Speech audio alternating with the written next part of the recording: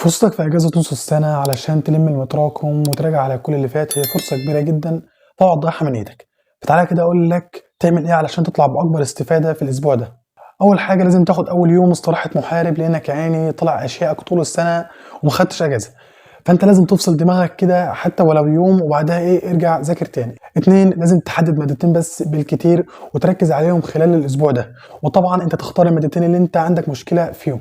يعني مش هتكون انت جامد في العربي وتروح تذاكر عربي برضه في الاسبوع ده، لا اختار اصعب مادتين انت عندك مشاكل فيهم عشان تعرف تظبطهم في الاسبوع ده. تالت حاجه، اكتب كل حاجه متراكمه عليك وكل حاجه انت عاوز تراجعها في المادتين دول.